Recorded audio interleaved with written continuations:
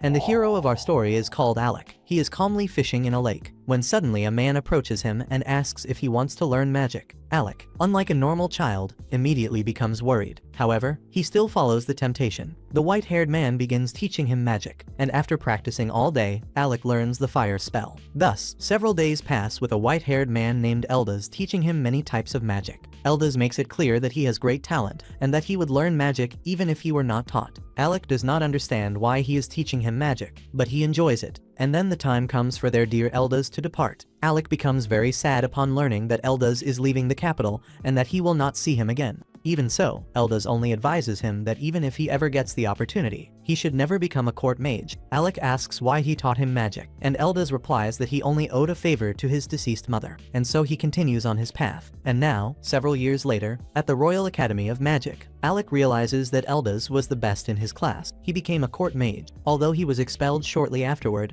thinking that there must be something wrong with the court to expel Eldaz. Alec decided to become a court mage himself. However, in the end, he was also expelled from the group he belonged to. He could not understand the reason and asked them about it. And the Crown Prince replied that his job was to provide support with his magic. However, on the last mission, the Crown Prince himself fought on the front lines. The female mage kept throwing fireballs at the enemies, while the shield bearer stayed with his shield raised, accumulating aura. So, since our hero does not know how to do anything besides support magic, he is not worthy of being a court mage. Alec even tries to justify himself, but the man does not care at all. He despises him, thinking that he is incapable of using any other type of magic. They say that the only thing he knows how to do is complain, always recommending retreat instead of going deeper into the dungeon. They call him a useless coward who can do nothing but cry. The female mage is already tired of forming a party with him. He only joined her group because the king allowed it. But the Crown Prince's patience has its limit. The prince mentions that Alec was a prodigy at the academy and became a court mage. However, now he is completely useless. Noticing that he carries a dagger with him, the prince throws it away, reminding him that commoners are not permitted to carry weapons. Alec tries to say that they will need it on the next floors, but the prince orders him to be silent. He comments that this is exactly why he refused to allow commoners to join the group. He removes everything belonging to him as a court mage, saying that he is not worthy to be in that group. And then they leave, abandoning him to his fate. Alec cannot believe it. And then the scene changes. We see Alec training exhaustively to support the prince during the dungeon expedition. He focuses on support magic because the prince does not have much magical energy, and if they reach the 30th floor, it is very likely that the prince will die. That is why, even if he does not want to hear it, Alec will do everything possible to support him. Now, at the gates of the royal palace, the guards politely ask him to leave since he was expelled from his position as a court mage, and as he should already know, commoners without permission are not allowed. At that moment, the mage Linnea appears, saying that he is nothing but a commoner and has no permission to touch the royal palace. She advises him to leave, but Alec begs her to deliver a paper to the prince since it will help him on his expedition. She even takes the paper, but instead of reading it, she simply destroys it. Alec is left perplexed, and sometime later, he feels somewhat distressed, apologizing to Eldaz for not being able to change the court. However, at that very moment, his thoughts are interrupted, as his former companion, Yorha, appears to see him, jumping toward him excitedly. Shortly after, she learns everything that happened to Alec, and she makes it clear that this is exactly why she hates that city, since they still continue with that foolish discrimination against ignoble commoners. From the way she looks at him, she knows that he is going through a difficult time. However, somehow, she feels relieved that things ended this way. She asks whether he still remembers what she told him 4 years ago, about wanting him to join her group, and that is precisely why she traveled to the capital, to propose that he return with her, since she wants to explore even further together with him. She makes it clear that she needs his help, and Alec, faced with such a proposal, makes a nostalgic remark. He comments that he is just the useless court mage, but Yorha replies that that does not matter, since the one they need is not the court mage, but Alec himself. He becomes emotional, while Yorha reveals that her group had agreed to go get him and take him with them, although they also did not want to force him if he wished to continue being the court mage. He becomes very emotional and accepts, while Yorha welcomes him back to last period, and they are in a rank group. Shortly after, we see Alec and Yorha heading toward the difficult city, while meanwhile, in the royal capital, the prince is informed that he abandoned the country to become an adventurer. The prince does not waste time and immediately starts insulting the guy. He comments that he went from court mage to a simple adventurer, but now that he is out of the group, they will be able to recruit Bogan. This is a genius son of a duke, a true noble, and not a filthy commoner, according to what he says. And now, with the group of nobles, they will advance quickly in the dungeon and make the prince's name be heard everywhere. But you can already imagine what will happen to them.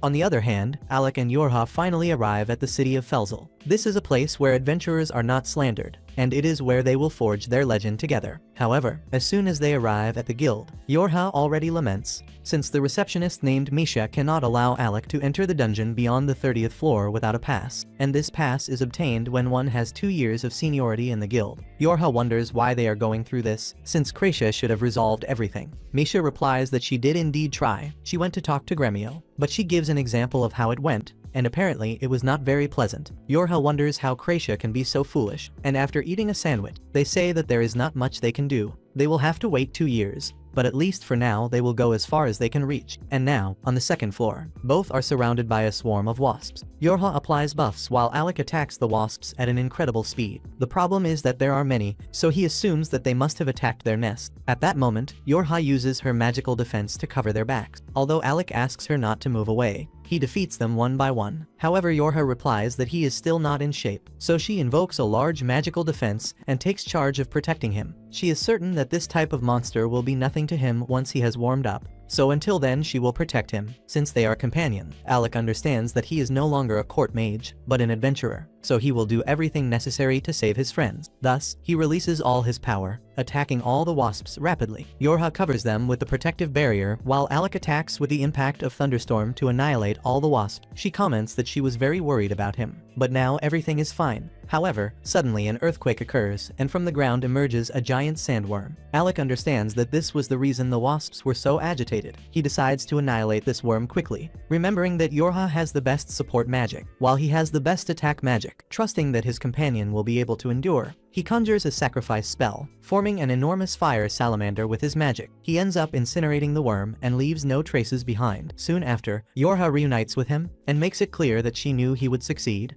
After all, he is the strongest mage that exists, both currently and back when they were young. That said, in another scene we see their future group facing the elemental Hydra. They were in trouble, but the feared Alec arrived and destroyed the Hydra with a powerful spell. And it was at that moment that they surpassed floor 68, with their group called Last Period. On the other hand, at the academy, they wonder if they have already lost their lives in the dungeon, since they want to break the record. They are at the graduation ceremony and still have not returned, so they think the worst. However, suddenly, the boys appear on the field, surprising everyone when they discover that they not only broke the floor record, but destroyed it. The previous record reached floor 37, and the one responsible, or director. Actually, I do not even know who this is. Her name is Resita. She ends up handing them their diplomas. She informs them that the first of the class is Alec, the second is Yorha, the third is Kracia, and the fourth is Ornest. However, they keep calling her Resita-chan, and she does not like it very much, becoming quite irritated and demanding respect. A short time later, while everyone is happy, Alec comes to ruin the moment, revealing that he will become a court mage, despite his father opposing it. Kracia even understands that they have a very good salary, and since he only meets with his father,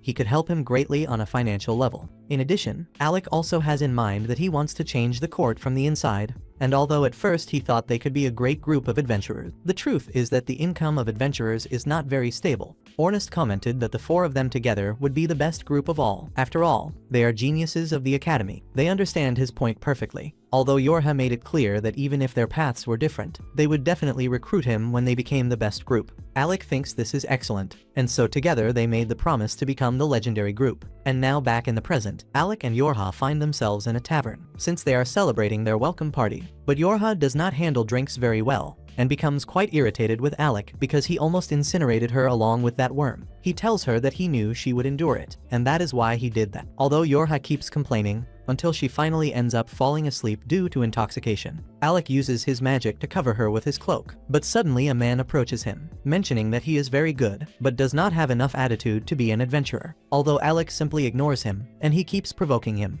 until he strikes him with a bottle. Alec protects himself with a barrier and stares at him seriously, making the guy call him by his name and by his former title of court mage. He asks what someone like him, with so much prestige, is doing wanting to become an adventurer. At that moment he shows a pass and mentions that he will give it with one condition. Alec asks what it is and who the hell he is, and the man replies that the condition is to let him see his magic. Alec keeps wondering what the hell that guy is, when by chance Yorha regains consciousness. Upon seeing him, she wonders what the guild master is doing there. Alec is impressed to learn that that man is the guild master. While he asks him to follow him, He takes him to the underground coliseum of the guild, where they are put to the test. This test is basically to rank up, and it is up to Alec to impress him with his magic. In exchange for that pass, Yorha finds this somewhat unfair. However, Alec thinks it is a perfect opportunity to be at the same level as his companions upon entering the battlefield. The guild master formally introduces himself as Leviel, and Alec in turn realizes that he is the powerful S-rank mage, so he must be very cautious with his attacks, and the fight quickly begins. Alec attacks him with impact. However, the guild master dodges and counterattacks with a water jet.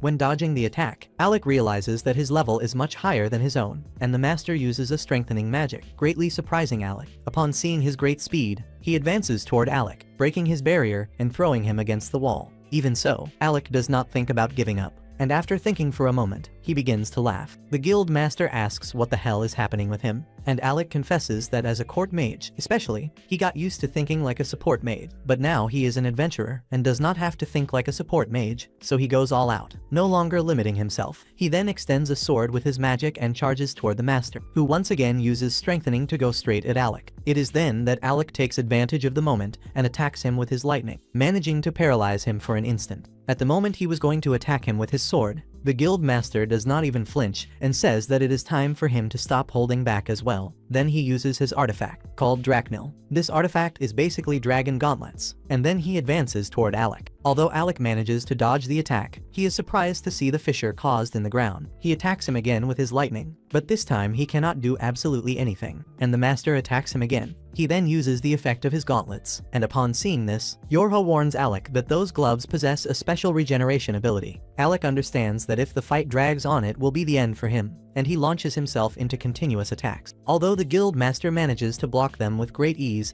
even so he ends up getting irritated when he sees Alec smiling very confidently. Because of this, he continues advancing toward him without stopping, and Alec manages to dodge and block each one of his attacks. Then he takes advantage of the perfect moment and attacks with a direct strike. Although the guild master manages to endure it, he tries to land a heavy punch on him, filling the entire coliseum with a curtain of smoke. This curtain is what Alec takes advantage of to attack him, but unfortunately he ends up missing his strike and he faints right there. At the moment the guild master was about to open his mouth to say something, Ornest appears right then. He recommends that the guild master just admit that the kid is good, since he is an S-rank adventurer, and had to put in a lot of effort in that fight. The guild master tells him to screw off, since he was going to approve the guy anyway. Ornest then approaches Alec and tells him that he won that match, even though he is in a deep sleep after taking so many hits. Some time later, in the master's office, Ornest realizes that Alec suffered a lot in the court. Since the bastards of Galdana only cared about lineage and status, they always despised all commoners, but suddenly they are interrupted by Misha, who is desperate looking for the guild master, since new problems have arisen, and he grabs her and takes her with him, while telling the kids not to even think about touching his alcohol. However, as soon as he leaves, Ornest already grabs the bottle for himself and asks Yorha to tell him everything that happened to Alec. Some time later, he finds out everything that happened to Alec, about how he could not stand out using magic and had to act as a babysitter for the prince. On top of that, the poor guy was treated as useless, and Ornest becomes furious, since he did not know that Alec could use support magic, because previously he was focused on using attack magic, so when he joined the prince's group,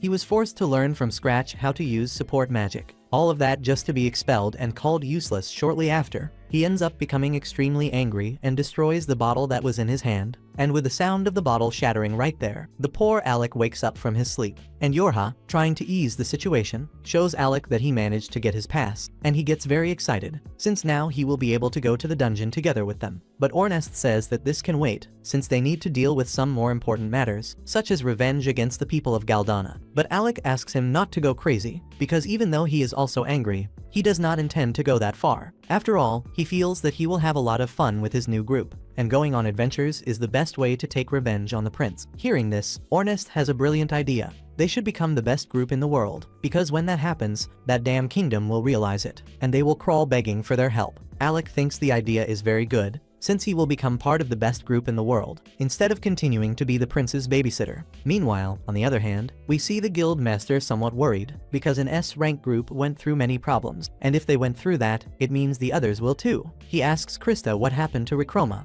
and she informs him that they need help, and that he must gather everyone he can in a short amount of time. The guild master ends up gathering everyone and informs them that they must form groups to rescue Rikroma, Krista's group. They are located on the 64th floor, the tank killer floor, and elsewhere we see Kratia meeting with Alec. who asks how things are going, since he does not seem to be doing very well. She says that everyone is in a meeting, and asks why he did not go as well. He replies that he is just an outsider, and that everyone who gathered is in a rank adventurer. Watching him closely, Krasia heals him with her magic, and says that if he goes through difficulties he can rely on her, since healing magic is her specialty. Alec accepts, but asks her not to draw too much attention. She cannot quite understand it, so Alec explains that for him, it is very difficult to get rid of the habits of the court, and that he still feels very afraid. He knows that the adventurers there are not like nobles, but even so it is difficult. So she pats his head, understanding that he went through very harsh times. But at that very moment, her group enters the room, very excited because they are going on an adventure. They ask Alec, who asks Krasia if she accepted going to that floor, since it is not possible to use magic without using potions. She replies that she clearly refused,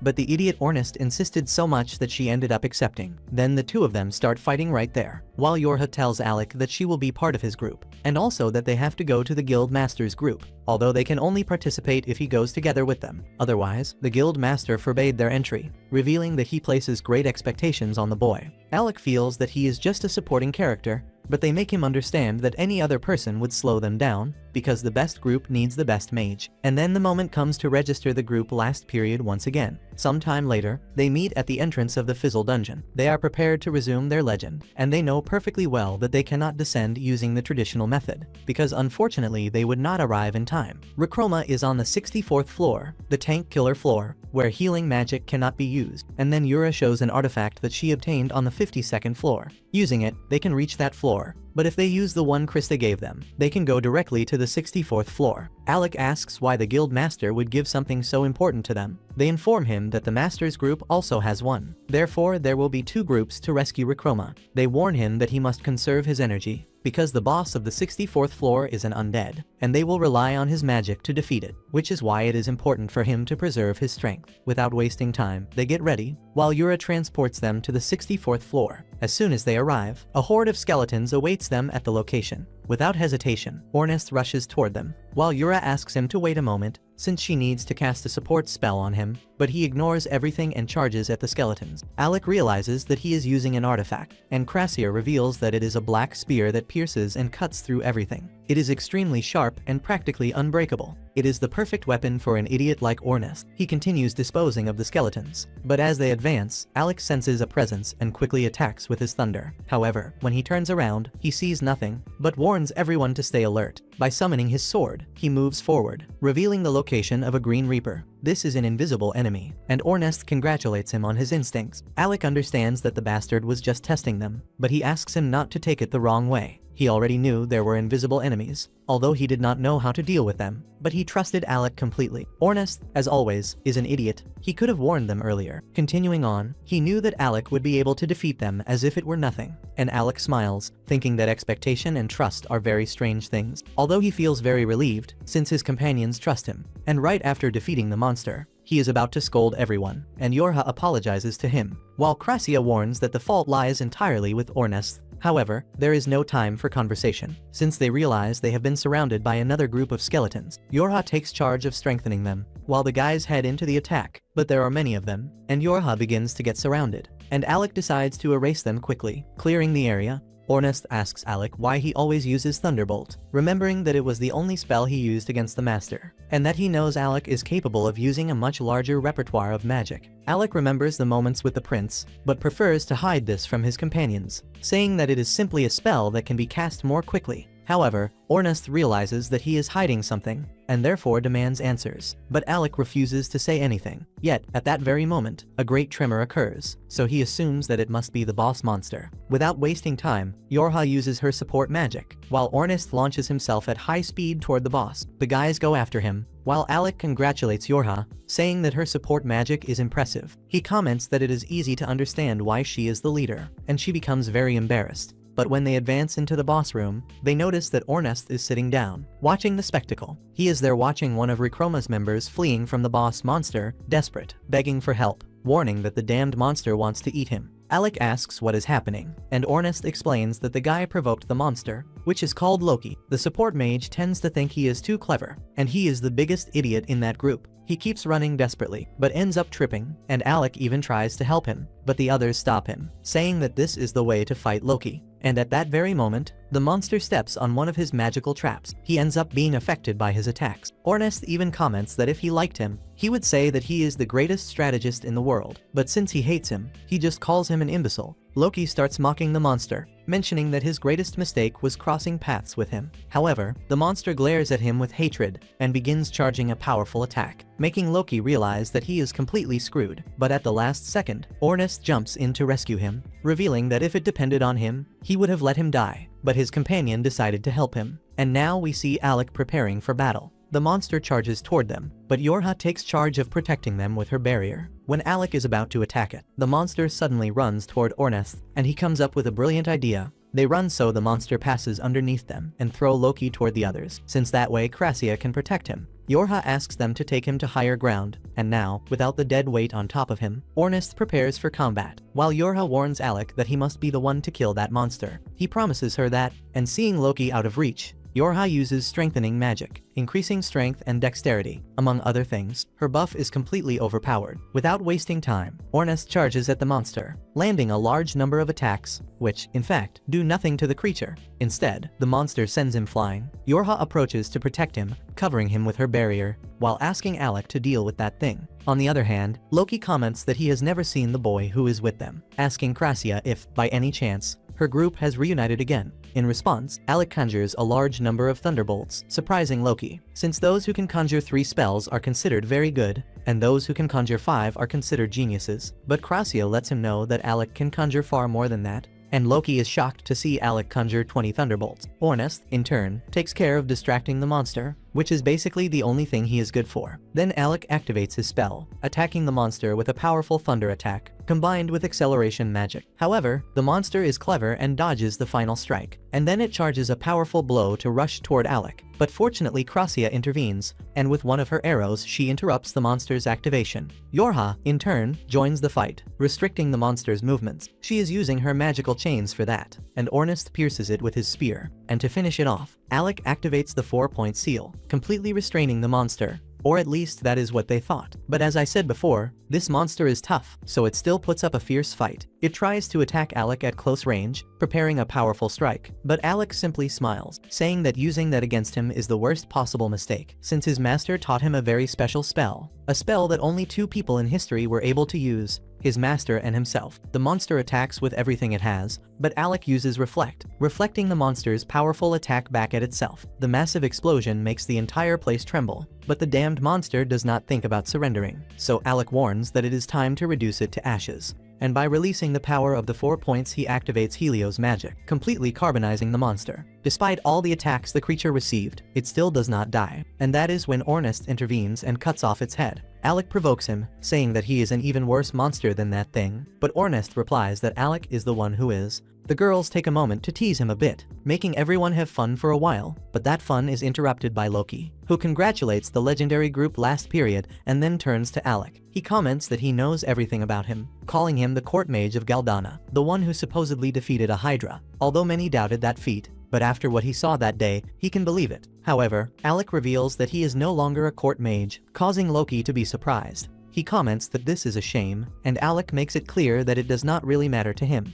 But Loki replies that this makes no sense. He comments that the court of Galdana must have been extremely foolish to let a mage of his caliber slip away. Then he turns to Yorha, who thanks him for saving her, saying that the leader of her group will make sure to repay the favor. Yorha scolds him, saying that he never does anything on his own. But he simply asks if she does not happen to have some potions to give him, since the ones he had were left with his group, which should still be fighting the worst boss of the floor. The guys are surprised and ask whether, by any chance, the monster they defeated was not the floor boss. He lets them know that it indeed was a floor boss, but it was not the only one. His job is to lure away the more idiotic of the 2. The guys comment that he was born to be bait, while Ornest gives him a potion, commenting that he owes him one. Alec notices that they do not get along very well, but there is no much time to waste, so they ask for information about this other boss. He tells them that, just like the first one, it is an undead, a knight dressed in black armor, and he seriously doubts that physical attacks will be able to do anything against it, and that is why Alec will be able to face him. At that moment, he hands the guy an avarim shaped like a cross, warning that it is an artifact called Edgeward. When he wields it,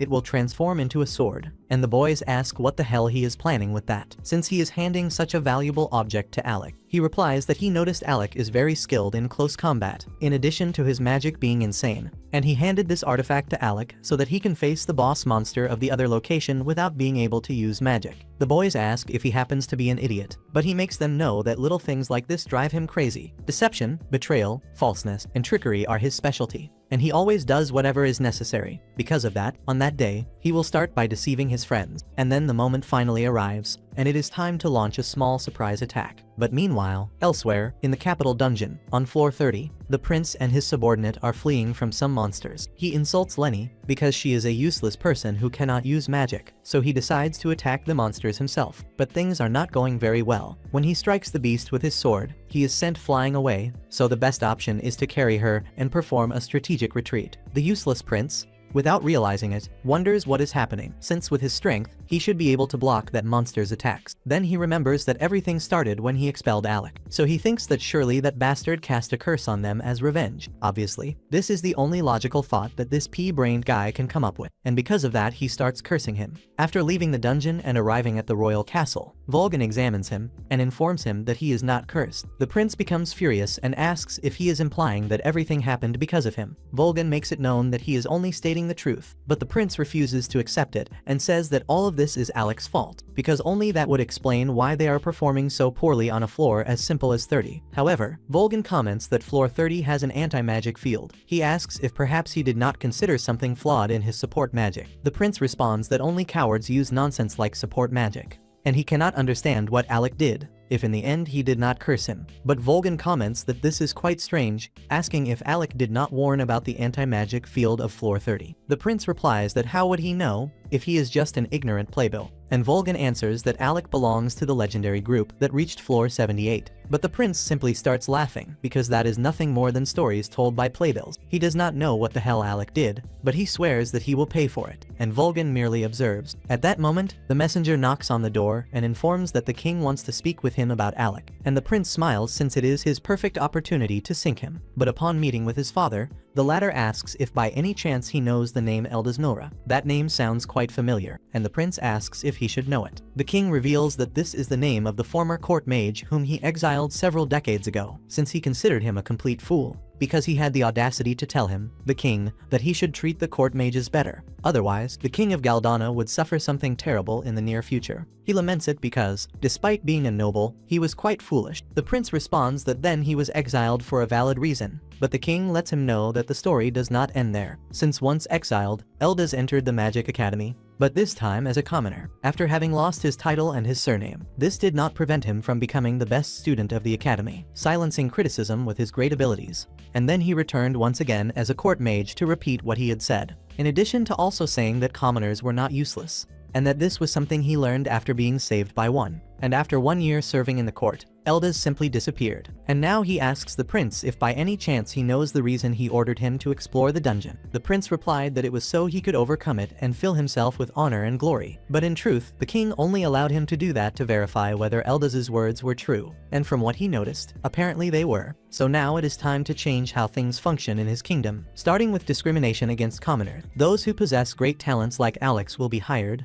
and the prince makes it known that this is ridiculous, since they would become a laughingstock for accepting help from commoners. This is something that his own father taught him, and the king knows this, and he accepts responsibility for it. But even so, he decided to listen to that idiot Eldas. However, the prince even tries to persuade him, warning that by working with a commoner he sank into disgrace, although precisely at that moment an assistant shows the notes that Alex wanted him to see, the ones that at the very beginning the mage simply tore apart. The prince asks what that is, and the king reveals that this is a report that Alex wrote. There is all the necessary information to overcome floor 30. For someone to have such detailed information, he would have had to clear that floor many times, and the prince is unable to believe it. So he asks his father for permission to withdraw, since he is feeling disgusted. Upon doing so, the king asks Volgan to take care of him, although he knows it will not be easy. Meanwhile, inside the room, the prince remains incredulous, wondering if he really made that complete report, and why the hell he did not tell him anything. Little does he know that the group's mage simply tore everything apart. Soon after, upon leaving, Volgan asks him to help him with something. Meanwhile, in another place, our small group, or at least Ornest, warns that he does not intend to listen to any of his stupidity. Ornest states that he does not want Alec to simply fight a monster without magic. That is simply absurd, but Loki says that this monster is quite intelligent, in addition to being a very experienced swordsman. And because of that he wants Alec to make him believe that he is a warrior, to in the end strike him down with a single spell. Alec comments that he first needs to see him for himself, but if things end up turning out exactly as he says, he will do it. Loki gets excited and then informs Krasia that it is time to talk about the role she will play, although she responds to him that she will not follow his orders. However, Loki insists, since he doubts that she wants to walk through this damn desert. Therefore, he suggests using teleportation magic to quickly reach the other point. The boys scold him, saying that this magic is a high-level secret reserved solely for the government, and if he knows it, it is because he definitely stole it. He asks them not to be so childish, since as long as they are not discovered, nothing will happen. Although this magic requires a lot of energy, and he needs Krasia's help, Alec warns Yorha that if something happens she can blame Loki for everything, and because of that they agree to use teleportation magic. He draws a circle while Alec asks Yorha to give him more information about Loki. She says that he is not very reliable, but that they can count on him at least for now, revealing that 2 years ago he commanded the Arcana dungeon raid and made sure that there were no casualties. Alec finds this quite impressive. Understanding that he can trust him at least for now, he tells Ornest that he will fight with a sword and therefore it is time to practice. They then begin a contest where whoever falls first will receive a punishment, and Krasia notices that they have not changed at all. Loki comments that this is a beautiful friendship, just like the one he has with Rikroma, and after that they activate the teleport, greatly surprising Yorha when she sees that it is real teleportation. The boys prepare for combat, and upon arriving on the other side everyone jumps on Ornest. As soon as they arrive, Loki shows him his opponent and Ornest does not waste time advancing against him. Alec attacks him by surprise. Although the monster dodges with great ease, Loki and Krasia take care of taking Hegel and Marvel to a safe place, while the boys take care of distracting the monster, and upon seeing that there is no one else nearby, they can fight with everything, and Ornest takes care of immobilizing the monster, while Alec tears off its head with a sword strike and the armor stops moving. The boys think that it is already defeated, although things are never that easy, since something happens. Something very strange emerges from inside the armor, and it advances toward the boys. They are surprised to discover that it is a Dullahan, a monster they have already defeated before. In the blink of an eye, it advances against Alec, who understands that it is much faster and stronger than before. Yorha takes care of enhancing his abilities, and these two working together manage to throw it far away. However, Alec knows perfectly well that this fight is not over yet, since the armor is quite resistant. Despite attacking it with the artifact, the Dullahan puts on its helmet, and with a roar stuns everyone. The armor takes advantage of a moment to attack Alec, who is sent flying away, although fortunately Yorha acts quickly and manages to protect him with her barrier. Alec gives thanks, since if she had not used the barrier he would have died from that attack. After that he asks Loki how much time he needs, and Loki says that he needs 5 minutes. Alec says that he makes it sound very easy, and that he only has 3 potions left, and to make matters worse the Dullahan also knows martial arts. At that moment Ornest orders him to do something and Alec moves into action accompanied by Yorha.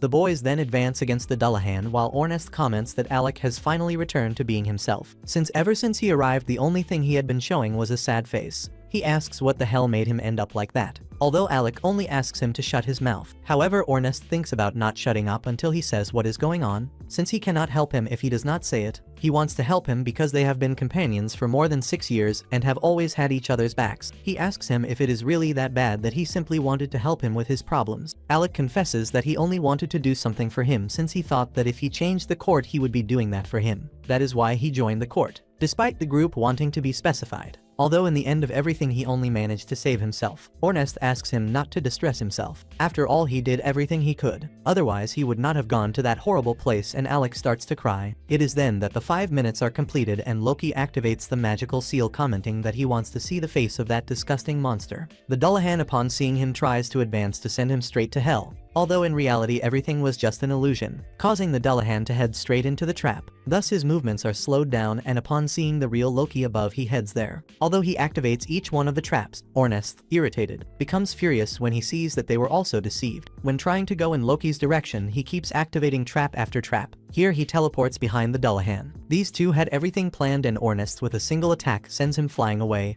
and then it is the Dullahan's turn, who advances against him, although the monster manages to dodge. However, everything had been coldly calculated by Loki, who noticed that he always dodges to the right side, and this ended up precisely activating one of his traps. This does nothing but enrage the monster, who runs at high speed in search of Loki. Upon reaching the top, Loki provokes him, However, the Dullahan realizes that it is just another illusion and launches himself at the real one. He manages to block with his magic sword, while Yorhi takes care of enhancing him, in addition to also activating the 3-point magical seal, with which she manages to see the enraged Dullahan, throwing a punch at Loki, sending him out of the tower. Although Loki is only smiling, warning Alec that this is the moment to steal the scene and take all the glory. Without wasting time, he begins to summon a large number of magical circles, surprising Marvel. Upon seeing that he can no longer see the Dullahan, Loki notices that now he is using much more than he used against the other bosses. However, Alec begins to appear weakened, but do not think of giving up. He expands the magical circles and attacks him with Thunderbolt and Acceleration. However, the Dullahan resists and tries to free himself from the seals. Then Yorha understands that if Alec does not finish him soon, the monster will break free. Although Alec is extremely weakened, he remembers that when he was expelled from the group,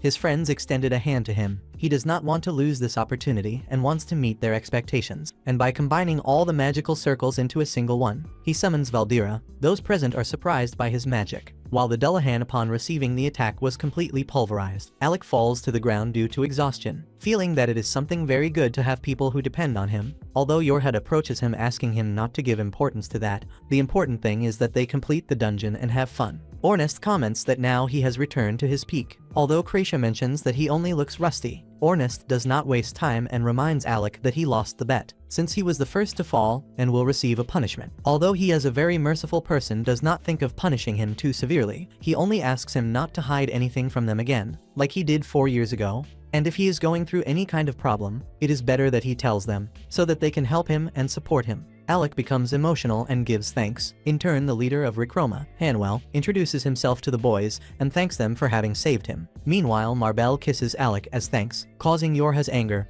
who says that she had better be careful and not get close to the mage of her team. Loki congratulates Alec, because he has already seen many mages, but he has never seen someone who could use so many spells at the same time. He also gives thanks, saying that if it were not for them, they would not be there to tell the story. Kracia and Ornest already take advantage and act sly, saying that thanks to them, he is alive. So that means Loki is now in debt to them. Loki gets quite irritated, warning that obviously they will reward them, while at the same time complaining because those two only come to an agreement when it is to conspire against someone. He mentions that if what they want is a recommendation, that will be something quite complicated. Alec asks what he is referring to, and Hanwell explains that the recommendation is necessary in order to rise to rank S. In addition to the approval of the guild master, he makes it clear that he will be responsible for recommending them, while Ornest comments that he seems much more reliable than that damn Loki. Loki then complains to his leader and asks him to tell that idiot that he is someone quite reliable. However, Hanwell tells the boys that definitely nobody trusts Loki.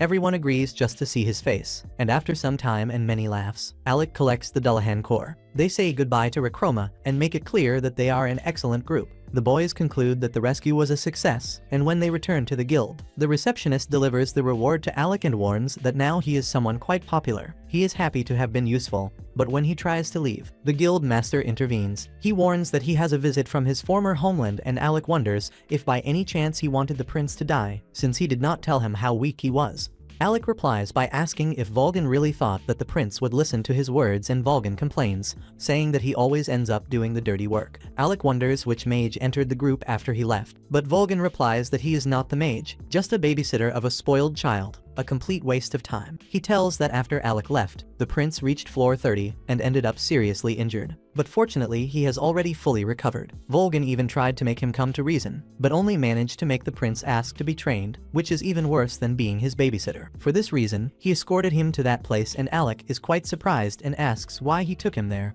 Volgin reveals that that idiot is going to the village and is waiting for him at the underground coliseum. Alec accepts to train him so that the prince can turn the page, and while heading to the underground, Volgin comments that despite being useless, the prince also has his pride, but he follows values that he does not understand, and that do not allow him to change. Alec replies that that is how nobles are, but Volgin makes it clear that this is just a waste of time. Alec remembers that he is also a noble. However, Volgin replies that he lives doing whatever he wants. The noble title could not matter less to him. When they arrive at the Colosseum, the prince receives him with his usual attitude, revealing that his father said that the kingdom needed to change and that he decided to agree with that. However, he states that he will not take any further step, because nobles and commoners cannot work together. According to him, they are the elite, while commoners are nothing but trash. After this unbearable conversation about how he feels regarding his father's wishes, Alec replies that honestly he does not understand how he feels. nor does he understand why he refuses to accept the truth. He makes it clear that the prince is wrong to think that way.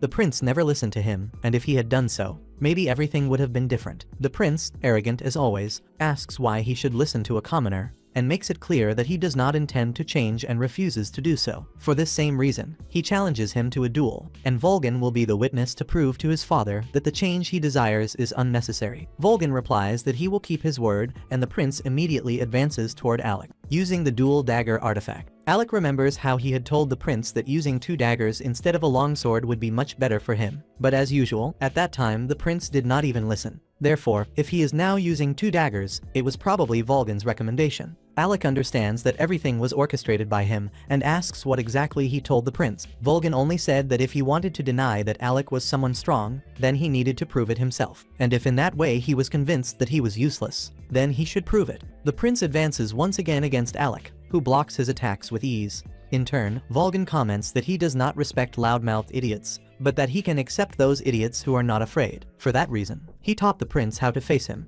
Alec protects himself with his support magic. When the prince sees it, he comments that it was thanks to that he managed to go so far in the dungeon, and Alec replies that the king ordered him to protect him. The prince answers that after facing him, he tried to overcome floor 30 over and over again, but he always ended up fleeing, severely injured. Until then he read the report that Alec had left, and that filled him with rage, because the report was perfect. It was not only information about the dungeon that was there, it was also about the prince's own personality. He thought Alec was a genius, but now he understands that he truly is one. And as a genius, he cannot remain in his shadow, so he orders Alec to draw his weapon, because he needs to surpass him. Alec decides to satisfy him and reveals his artifact, asking the prince if, even knowing how strong he is, he still wishes to challenge him. The prince is already terrified, while Alec asks if it is true that the king intends to change the kingdom. The prince tells him that his father was testing the strength of commoners, and that is why he sent his son to the dungeon. In other words, both of them were used. A test by his father decided whether to move forward with the change. Alec understands the reason, since the king was the only one who treated him with respect. So he feels glad to realize that because of this, his 4 years were not wasted. The prince is shaken while Volgan only smiles, and Alec feels that the moment has come to demonstrate his strength. When he releases his aura, the prince completely soils himself. Trembling with fear, he sees how surprised Volgan is when he notices that Alec did not attack. The prince asks why he did not attack. Remembering everything he did to him, he begins to cry in frustration, questioning who he truly is and what he should do.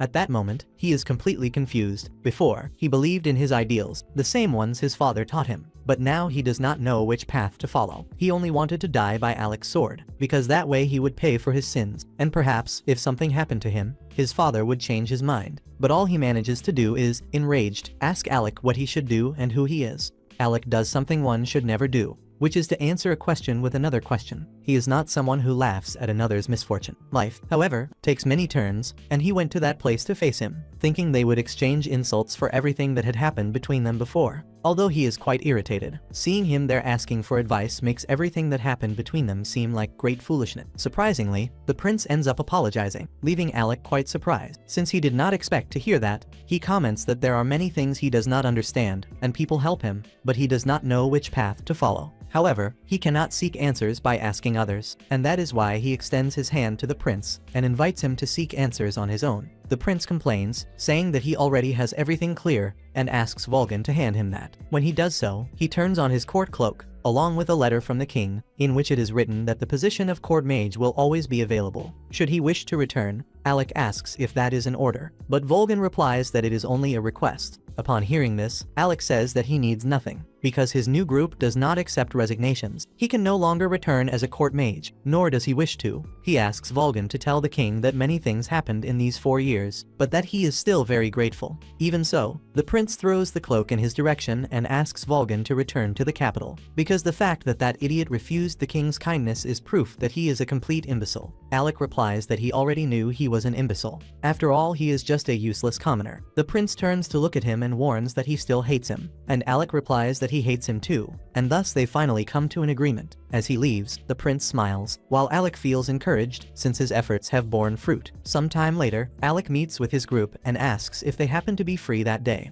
Everyone answers yes, but when he says that it is for them to show him the city of Fizzle better, Ornest and Kracia say they will be very busy and leave without saying anything else. Yorha comments that those two always try to help in strange ways, and tells Alec that they can go another day. But Alec replies that he only needs one person to show him the city, and if she has no other commitments, the two of them could go together. Yorha becomes nervous at the thought of being alone together, while Alec replies that he only knows the people from the guild, and that he would like to become a little more familiar with Fizzle. Given this, an excited Yorha warns that she is going to show him the city from one end to the other. Now, walking through the streets, she explains that Fizzle is a dungeon city, and that is why they sell many weapons, armors, and various items. However, the best things are found in the market, and not in ordinary shops. She also warns him to be very careful with dishonest merchants, because they try to make newcomers buy junk. Even after giving that warning, it is precisely she who is doing something foolish. Before they buy the supposed miraculous magic pill, Alec grabs her hand and pulls her away, warning that it is better to let Ornest and Kracia handle the shopping. Yorha ends up accepting, but says that once she sent them to buy things,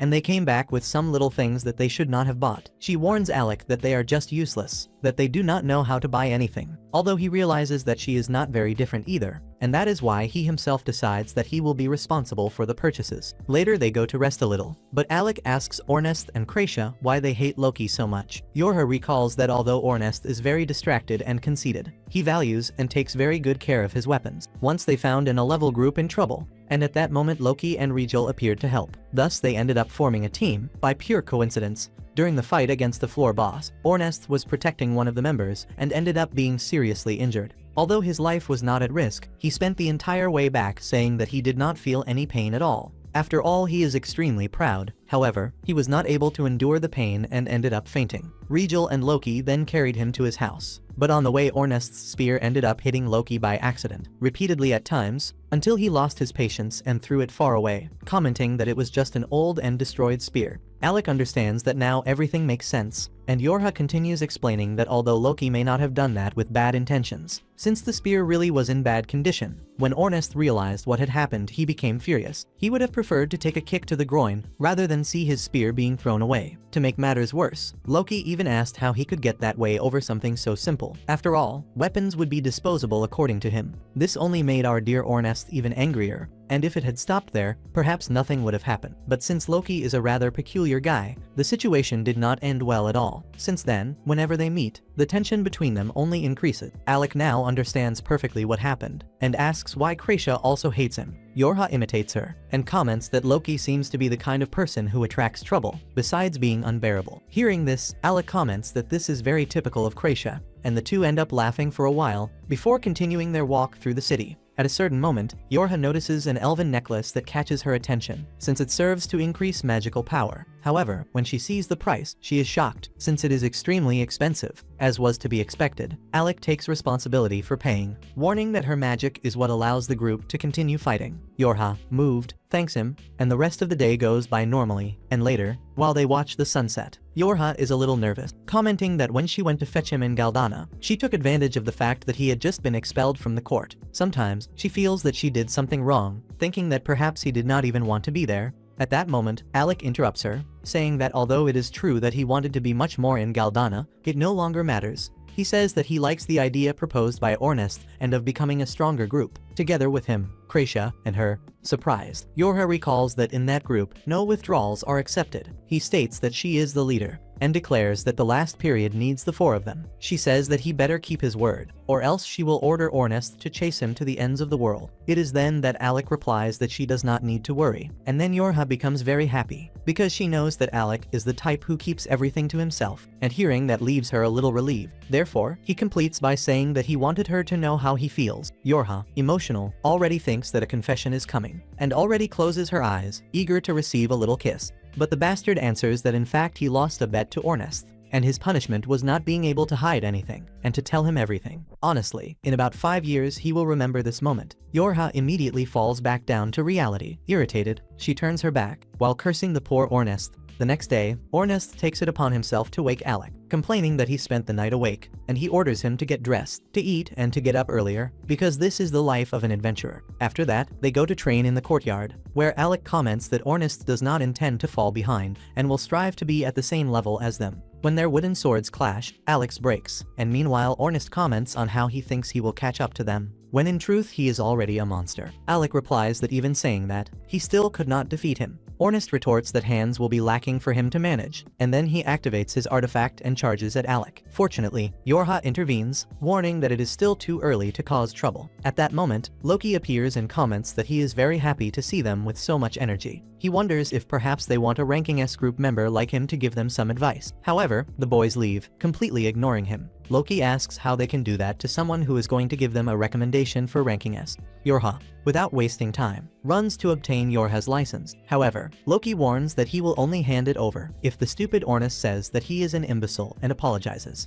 Only if he hears those words will he be able to give the license. Meanwhile, he laughs like a true maniac, but then Krista deals with him so that he stops behaving like a child. She apologizes for what Loki did and warns that they went there to deliver that on behalf of the master. Everyone gets excited when they see that Rickroma recommended them and that Fizzle approved the request. Krista approaches Alec and comments that other S-level groups can access the arcane dungeon. This is a dungeon much more complicated and dangerous than Pixie 4. And that if they have any questions about this dungeon they should not hesitate to ask, because merely recommending them is not enough to reward everything they did for them. Loki warns that they should go eat as S-ranking companions, and the girls do not hesitate and take advantage of this opportunity, commenting that if Loki is inviting everyone, then he is the one who will pay, so everyone accepts. Alec and Ornest already warned that they eat a lot, while Loki changes his mind, saying that he has things to do. However, Krista exposes him, warning that he has nothing better to do, so now he will be forced to pay for everyone's dinner. He is screwed. In this way, they all go together to celebrate the birth of last period, the S-ranking group.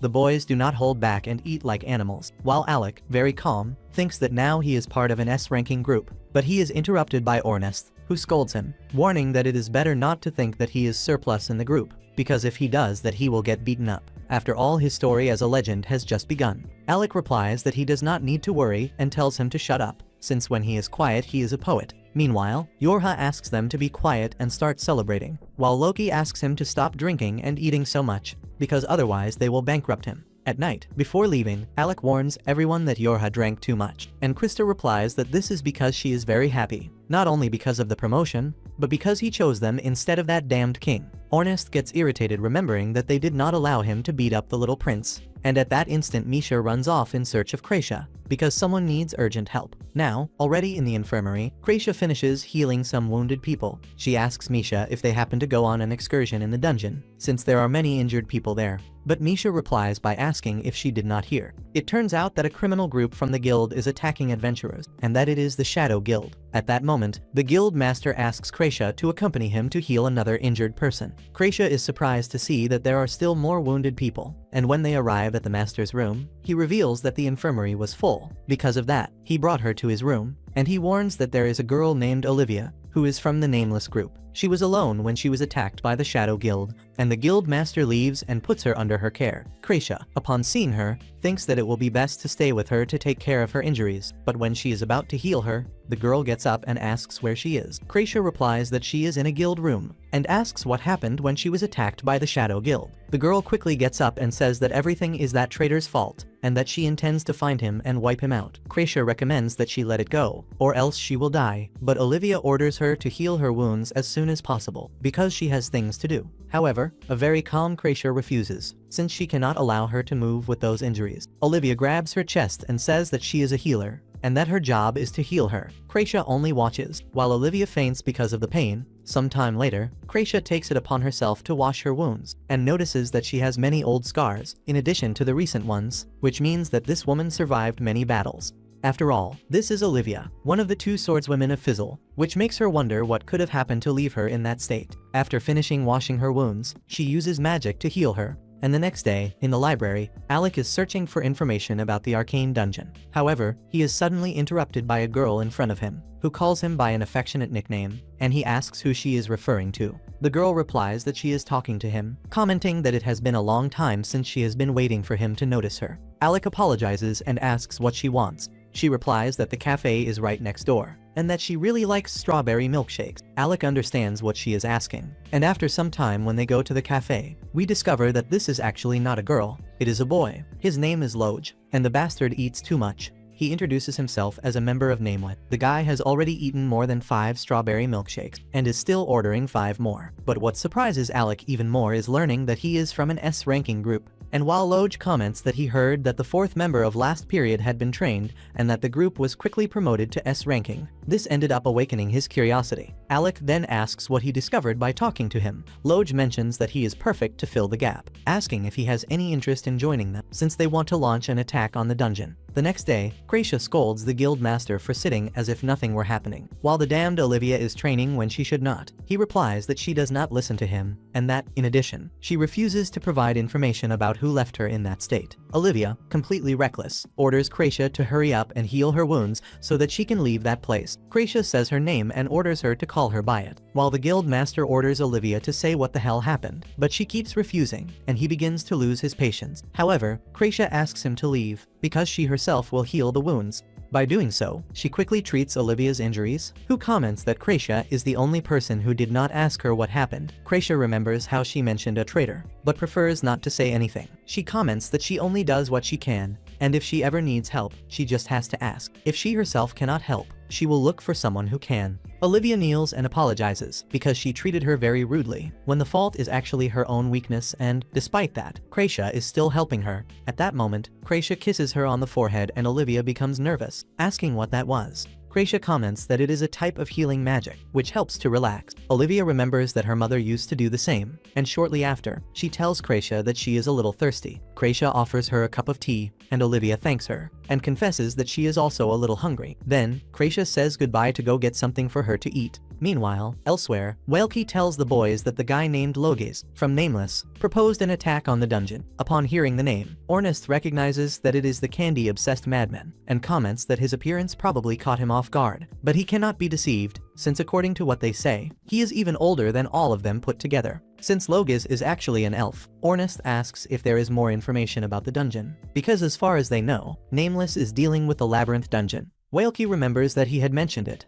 and that they are crossing floor 72, the penultimate floor. They can keep the core in exchange for help, since in truth they need to get back at the Shadow Guild for what they did to their companion. Welky understands that they need to defeat the Shadow Guild, and that is why they are asking for help, so that in this way they can take care of the dungeon while they take their revenge. Logis confirms this and hands him the core of floor 72. Welky shows the core to the others, and Ornest warns that all of this smells very bad. Yorha comments that Logis is a little strange, but he is what keeps the Nameless Guild running, and she strongly doubts that he is lying. At that moment, Ornest takes the core and says that he would rather move into action. He tells the group that Gracia is with the guild master, taking care of a nameless member, so it is better to investigate. They head toward the guild. By coincidence, Misha appears running desperately, relieved to find them, since she was precisely looking for them, and she warns that something happened to Gracia, and they quickly reunite with her. Gracia tells them that substances of dubious origin were put into her body. Basically, they slipped something into her drink, and Olivia escaped. She probably went to the labyrinth, and without being completely healed. Ornest immediately says, "So what?" And Gracia reveals that the Shadow Guild is in that labyrinth, and he also replies that that rough woman is an S-ranking swordswoman, so he highly doubts that she would be defeated a second time, and if that happens, it is not his problem, and for that reason he recommends that she calm down, since he does not even know her.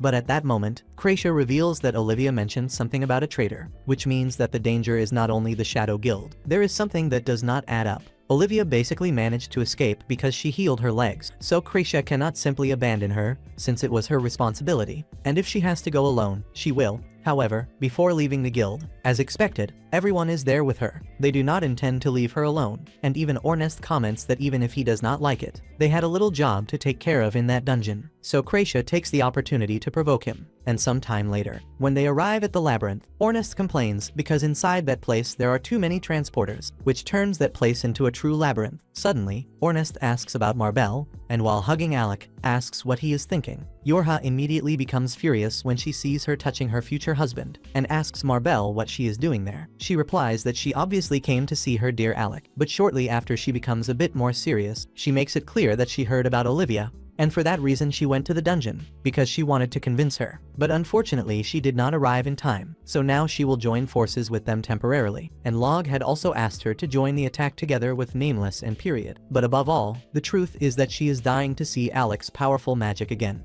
Yorha is already furious and orders her to go away, because with the 4 of them, it is more than enough. They are not like Nameless, they have their own team dynamic. Alec asks Ornest what she is referring to, and he reveals that Nameless operates as 4 independent adventurers, and it was Log who took charge of uniting them into a single group, but each one goes on their own. And if they are not in a dungeon, they do not even talk to each other. Marbell asks them to please help Olivia, because she knows perfectly well that she is going through a very difficult moment. Although she is silent and very stoic, she is her best friend, so she asks them to save her, since they did not want to let her join their group, and she leaves shortly after to inform the guild master about what is happening. As she leaves, Ornest hands a secret weapon to Alec, and after some motivational words, they teleport to floor 72. As soon as they arrive, Kracia takes charge of modifying a teleportation circle, because if they get separated, they will be able to reunite again. However, Ornest starts provoking her, saying that earlier she was crying like a little puppy, and the irritated Kracia ends up kicking him. He ends up falling into a teleportation trap, and Alec even tries to help him, but he also falls into it, so the group ends up separated by pure stupidity. Quickly, Alec starts fighting against a large group of monsters, and one of them attacks him from behind. But surprisingly, Kracia intervenes and asks Alec if he liked her secret weapon,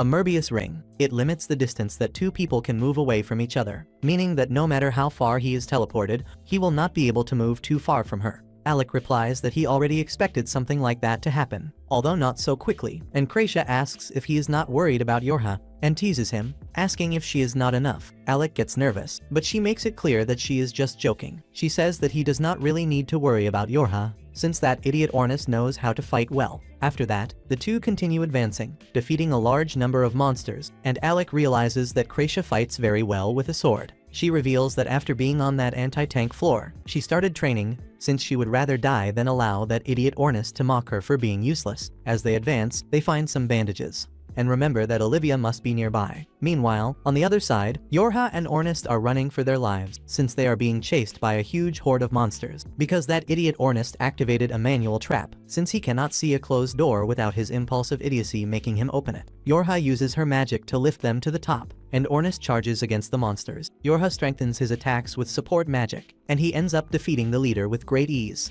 making the rest of the monsters flee desperately. Yorha congratulates him, saying that he is impressive, that he is a genius. He replies that he already knows that, but that she should say it more often to Alec, since he still needs to recover some of his confidence. Although then he remembers that Marbell is always clinging to him, so maybe it is not really necessary. That only makes Yorha even more irritated, but suddenly they are surprised. They come across the corpse of the floor boss, which is dead with a single sword strike. Yorha wonders who could have done something like that, and Ornest, excited, replies that there is only one person capable of that, Mir Aldil. He is the sword master, and speaking of him, he is being congratulated by a member of the Shadow Guild, since he took down the floor boss and also Olivia's sword, someone recognized for being extremely powerful. Maria replies that both are old acquaintances, and for that reason he knows her style well. But the Shadow Guild member understands why he was startled upon seeing him, yet what he cannot understand is why he is collaborating with him, being a well-known S-ranking swordsman of the guild. Maria replies that he simply shares the same objective as the Shadow Guild,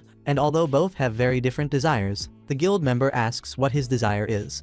Maria replies that it is to become stronger, to reach his maximum potential, and for that he needs to be forged in combat. At that moment, other Shadow Guild members warn their leader Gloria about the intruders on floor 72. Maria hopes that among them is what he desires, while Gloria orders her men to eliminate the intruders, and without wasting time, he devours a core. Meanwhile, on the other side, Kracia and Alec manage to reunite with Olivia. Upon seeing them, Olivia understands that it was the guild master who sent them there, and asks Kracia to heal her wound, but she refuses, since she is not as stupid as before. Faced with this refusal, Olivia turns to Alec and asks him to heal her, but he replies that he cannot use healing magic, and Olivia complains, while Alec explains to Kracia that he does not want to take her back out of hatred or anything like that. She is someone who always stays calm, but now she went after her completely agitated, because she did not want to abandon her. Kracia becomes furious from embarrassment, while Olivia replies to Alec that she already knew that, and that was precisely why she ran away. But if they are not going to heal her, then it is better that they do not get in her way. and as she moves away, she stumbles with Kracia for not being able to repay the favor. An irritated Kracia comments that this is why she hates swordsmen, since they always say this kind of idiocy. She orders Alec not to let her escape, saying that although she would prefer not to do things this way, she already involved her companions in this and does not intend to let her go anywhere. At least not until she tells them what the hell she came there to do. Olivia replies that she is there to finish things her own way, and she is the one who asks if this has anything to do with the Shadow Guild. But she replies that she would never settle accounts like that with them. She is there simply to resolve a personal matter, and she is going to kill that damned traitor who was her master. Now they should already be satisfied with the answer, and she asks them to get out of the way. And as she steps into a magical teleportation circle, she reminds them not to put themselves in her path. Kracia quickly runs to her, and the three are teleported to another location, where they are ambushed by a huge group of monsters. Alec immediately charges against them, and Kracia, realizing that she has no other option, decides to go to Olivia. Since Alec cannot defeat everyone alone, it will take her some time to modify the teleportation circle,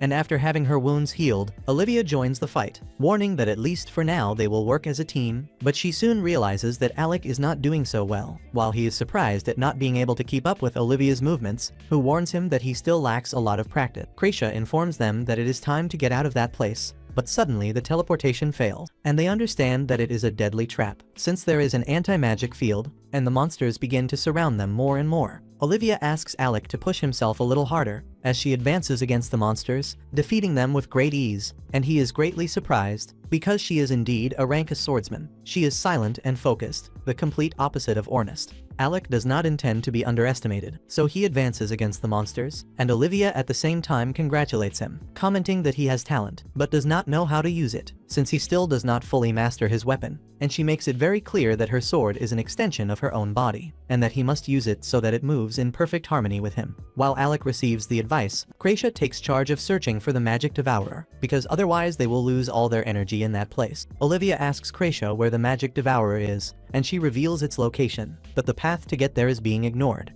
But that is not much of a problem for Olivia, who advances against the enemies. While Alec takes care of drawing the attention of the remaining monsters, he ends up provoking a giant pterodactyl, which chases him desperately throughout the entire area. Alec attacks it, but the monster grabs his sword, making him feel the strength of that monster. With not many options, he decides to flee, creating a monster to attack the others, so they will kill each other. However, the monster rips off the ogre's head with great ease, and Alec, upon understanding that the monster is powerful, will not leave it alone, and decides to get serious. Meanwhile, Olivia manages to find the magic devourer, and quickly gets rid of it. Upon recovering her magic, Kracia returns to working on the teleportation magic circle, warning Alec that it is time to get out of there. Although, before leaving, he decides to take a little revenge. He uses his magic to take revenge, and Olivia understands that the boy is a mage, and smiles. Kracia orders them to move their backsides once and for all, and the young ones manage to enter the transport, leaving that place. Once they are out of danger, Olivia asks Alec why he did not tell her that he was a mage, and not a swordsman. He plays dumb while she gets irritated, since now her advice seems stupid. Despite this, Alec lets her know that he is very grateful for it, and that now the important thing is that she is safe. However, Kracia replies that this is a lie, because healing magic is not perfect, and if she does not take care of herself, her wounds will reopen. She will end up worse than before, so she asks Olivia, and warns that earlier she had commented about a traitor who killed her mother. Then Olivia reveals that when she was little, when she died, her mother was left alone. But then, Meridiel appeared. It was he who taught her everything about swordsmanship. Although she was never able to forget her mother, she managed to be happy, because Maria was like a father to her. She trusted him, and admired him more than anyone else, until the day he revealed the truth to her. When they met together in the labyrinth, she emotionally commented that she had become stronger, and Marid congratulated her, saying that she had become stronger than he expected. However, that was exactly what he was looking for, and then he advanced against her, and after leaving her at the brink of death, he decided to reveal that it was he who killed her mother. After investigating him, she discovered that her mother was part of the same group as him, and she spent years searching for the one responsible for her mother's death, but ended up discovering that it was her own father, or at least the one she considered to be her father. That man tore away all the trust and good memories that she had built on the day he engraved that scar on her body, and now that is all that remains to her. Waylek removes his cloak and places it over Olivia,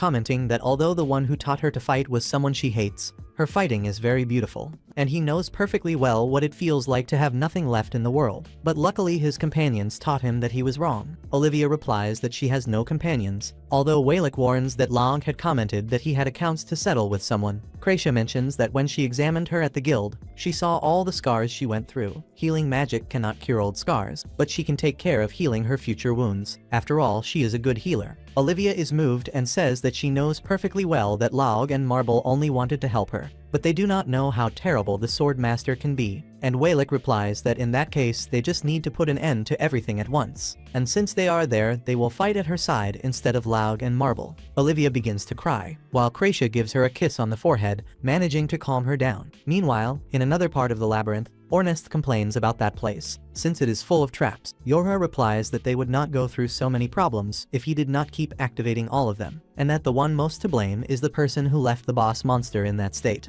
And Ornest comments that if the Sword Master is there, he must be on the last floor, and it is at that moment that Ornest asks Yorha to remain silent, and after a while the henchmen of the Shadow Guild come across them. Ornest warns them that they are exactly as he imagined, although he did not expect them to start eating the cores. The people of the Shadow Guild think it will be quite easy to defeat the simple adventurers, but from one moment to another, the guys simply finish them off easily, warning that eating cores will not make them stronger. Ornest asks if by any chance what they want is the core of the labyrinth, although he refuses to cooperate. Yorha tightens his neck with magic, and he quickly confesses that they are indeed after it. Yorha asks what he knows about the Sword Master, and he replies that this man is absurd, since he managed to defeat the anti-boss, the Woman of Nameless, on his own. The youngsters come to the conclusion that they can reunite with Alec and return to the guild to arrest those bastards. But at that moment Yorha begins to hear a very strange noise. Meanwhile, the man from the Shadow Guild warns Ornest that he was mistaken in thinking that eating cores does not make them stronger. By releasing all of his power, he ends up destroying the ground, causing his companions to fall into the abyss.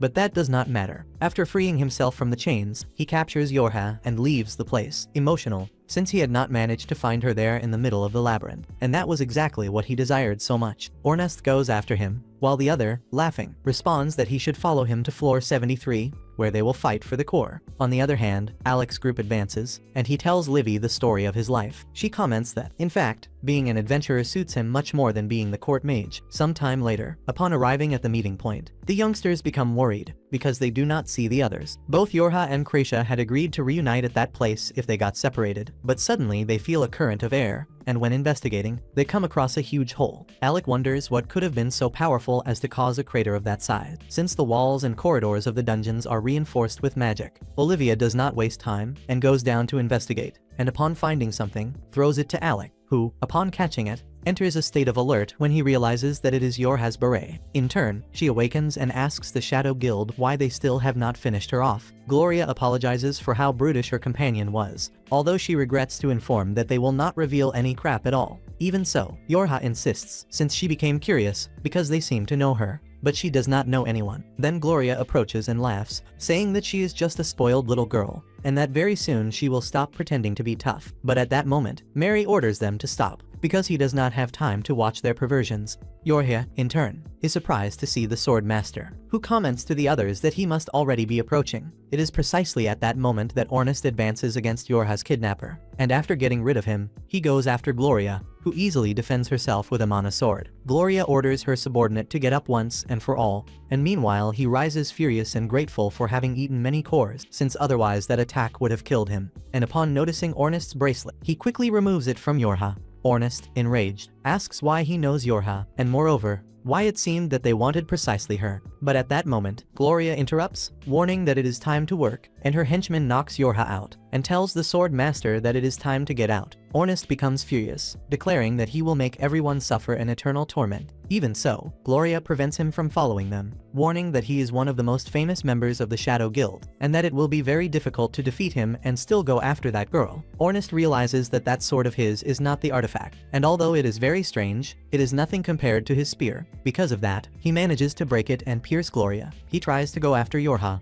but at that moment, Gloria stands up once again, and enraged, warns that he will kill him. Ornest wonders how he is still alive, but then he begins to act in a very strange way. After that, he calms down a little, and after conjuring some strange curses, he regenerates his body with blood magic. He introduces himself, and soon after apologizes to Ornest, but states that it is time to kill him. Ornest analyzes the situation, and realizes that he used his own blood to repair his sword. He also notices that a type of magic was used that he does not recognize, but that seems somewhat interesting to him, although not enough to let him live. Now, the only thing he wants to know is how many holes he needs to make in that bastard for him to finally stop moving. Then, he charges straight ahead and pierces him, and as if that were not enough, he follows up with another strike. However, something is not right. The guy simply starts to change his personality, mocking like a madman. He believes he has understood the universe and brags by saying that there are idiots who do not comprehend reality, and that not even ripping off his head would make them understand. Even so, his blood magic is famous, since the more blood he spills, the more pain he feels, and the stronger he becomes. Attacking him with the spear is no longer enough, and at that moment he counterattacks. Ornest even manages to dodge, but realizes that this has gone from dangerous to absurdly unfair. He defends himself as best he can, although he still ends up wounded. The amount of blood Gloria has now is ridiculous, and as if that were not enough, he does not stop. He begins to summon more and more weapons, and this time a whip appears, which he uses to punish the poor Ornest. He lifts him into the air and slams him against the ground, like a rag doll, and the poor guy is left without air and seems unable to react. That is exactly what Gloria loves, because he had already warned that he had been waiting for his frustration for a long time because of everything that happened, and now he can finally vent it. There is nothing left to do but eliminate him. However, Ornest gets back up, because even though he does not have blood magic, what he does not lack is guts. Besides, to him it is an insult to mistreat his spear and his way of fighting. He then calls his spear and pins it into a wall, and the next thing he does is simply throw a bunch of punches at the guy, because he is fed up. And here Ornest remembers his experiences with his team, especially when he trained with Alec. On one occasion, Alec challenged him to a fight to the death with knives. Well, it was not exactly like that, right? But anyway, Ornest ended up accepting the perfect challenge, because to him, Alec was the #1 student. He wanted to make it clear that he was a fighting genius,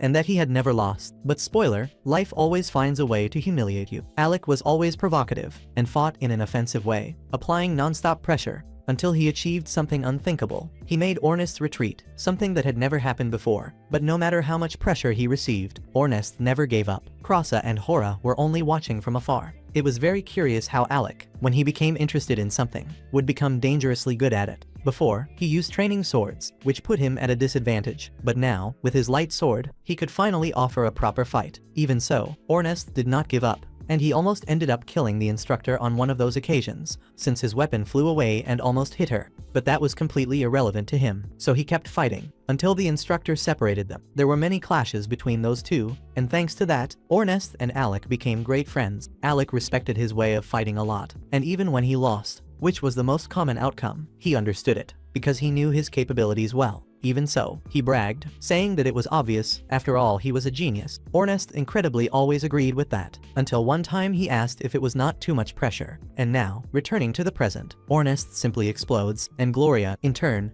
does not understand anything. He also carries a lot of accumulated frustration, and right now he is going to explain it in the most didactic way possible, with his fists. He comments that Alec is a genius of offensive magic, Yorha a genius of support magic, and Krasia the best healer that exists. Although he cannot use a single damn spell, neither support nor healing, his talent for combat is very good, and he intends to carve that into his brain with punches. He does not care if blood magic makes him stronger the more he gets beaten. He wants to turn him into dust, so he will simply beat him until he stops breathing. That is a very simple solution, but sometimes complicated problems require simple solutions. But to Gloria all of this is nonsense. So he decides to show his true strength. He injures himself on purpose, summons a magic circle, and the environment becomes heavy. By invoking the ritual, he creates whirlwinds of blood, leaving Ornest completely shocked. Meanwhile, on the other side, the guild master is talking with Loki, making it clear that it really bothers him that he is eating sweets so early in the morning, although he is not the best person to complain about that, since he is always holding a goblet in his hand. They talk about Waylek, and the guild master finds it curious that he asked his group for help, but Loki replies that this is very normal, since thanks to Waylek the group can rise in rank. There are even rumors that he is a legendary 5-color mage, the one who defeated the Hydra, and can use multiple elements at the same time, or at least that is what they say. The guild master does not believe the rumors. He believes in what he sees,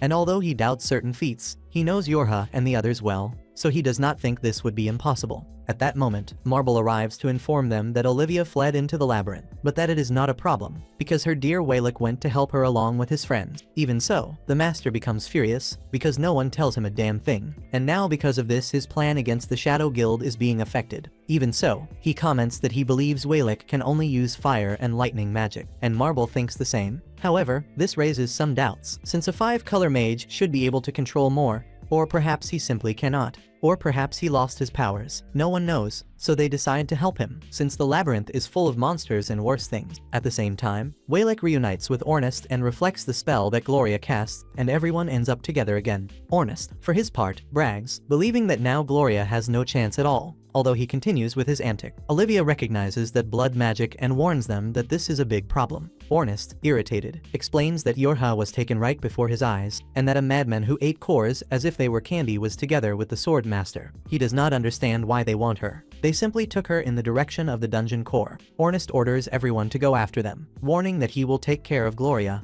Although Kracia asks him to stop being an idiot, she removes the bracelet and heals him, making it clear that she and Olivia will go after Yorha, while he and Alec will have to face that monster. Meanwhile, Gloria becomes enraged, because he only sees more and more insects arriving to get in his way. Now it is Alec who defends the group, using his magic to reflect Gloria's attacks repeatedly, allowing Kracia and Olivia to advance. And thanks to that, Ornest can finally go back to using his spear the way it should be used. Reflection magic proves to be quite useful against certain types of mages, because no matter how resilient they are, magic is still magic, as long as they keep the pressure on. At some point that bastard should fall, or at least that is what they think. Meanwhile, the Guild Masters group begins to uncover some very disturbing things. It turns out that within the Shadow Guild there are demon worshippers, and of course, they could not just be a normal criminal group, right? That had to be involved. Everything becomes even darker when they confirm that many of them carry seals on their bodies. Their leaders hold titles, and they are dangerous and complex, not only difficult to fight, but also obsessed with becoming stronger, regardless of the cost.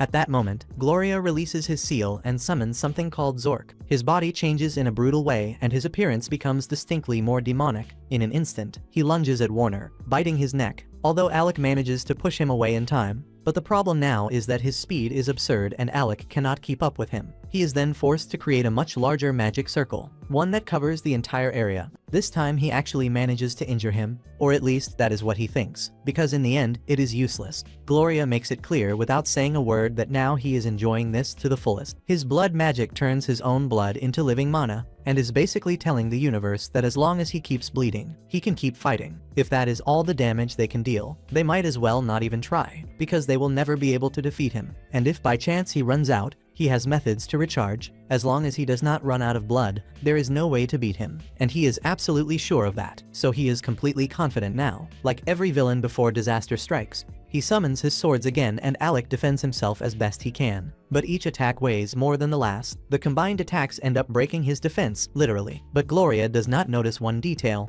Ornest was already behind him. But the problem is that it is still useless. Gloria is too fast and deflects all the attacks. He sends them back with absurd force and mocks Ornest, saying that he calls himself a combat genius, but is nothing more than a joke. He is just a kid talking nonsense. Someone who has lived nothing. Someone without life experience. And blow after blow, he also strikes his pride. And that is no coincidence. Gloria is not this strong for nothing. He earned it. Few are able to use these magical seals. Within the Shadow Guild, what drives them is pure determination, and he is determined to break every limit placed before him. According to him, that is the real difference. He warns Alec not to try anything, because he can eliminate Ornest whenever he wants. But while he continues boasting, Ornest's eyes begin to shine, and then in an instant something happens and Ornest rises and pierces him once again, just to remind him that he is still there. His determination awakens old memories, recalling when he trained with a friend back then, someone who surpassed him in everything, and who made a point of reminding him all the time that he did not want to defeat him, because he was the true genius. Even so,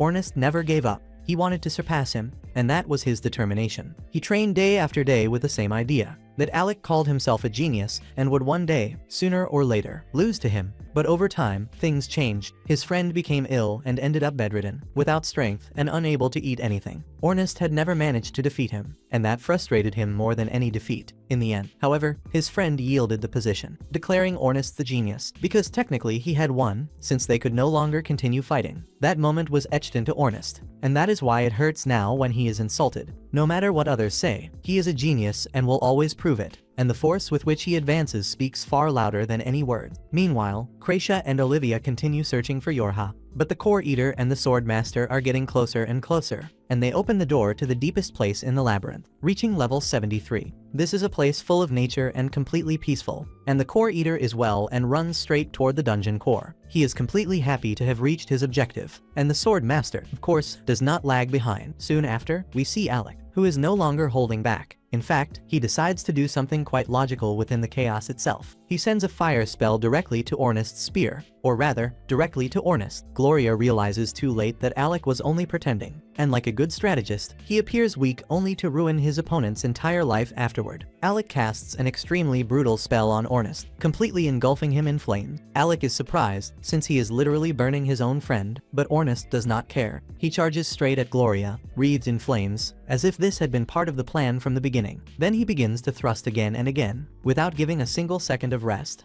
And all that pressure makes Gloria unable to endure anymore, since being pierced by a flaming spear is not very pleasant, but the wounds cauterize instantly, preventing him from bleeding. Ornest tears off one of his arms and leaves him gravely injured, but it is not over yet. Gloria dares to question whether he is really going to incinerate his own friend, but Ornest does not care at all. He just wants to kill him. Alec continues unleashing flames non-stop, and Gloria thinks that against the two of them together, nothing will work. Of course, Gloria does not intend to lose to anyone, much less to someone he considers an idiot. But Ornest's strength is overwhelming at this moment. Gloria has already lost an arm, and facing him will be a very difficult task. Ornest's determination burns hotter than the flames around him, and as bad as this situation may seem, he loves it. Ornest is basically a masochist, and Gloria is strong, and that pleases him greatly, because if he defeats him, he will be a little closer to the title he inherited. Once, he gave up, believing he would never surpass the person he admired, and because of that he made a decision that marked his life. As he destroys Gloria's world little by little, Ornest makes it clear that the entire world will know that he will surpass the man he could not defeat, simply by accumulating victory after victory, because he is a damn genius.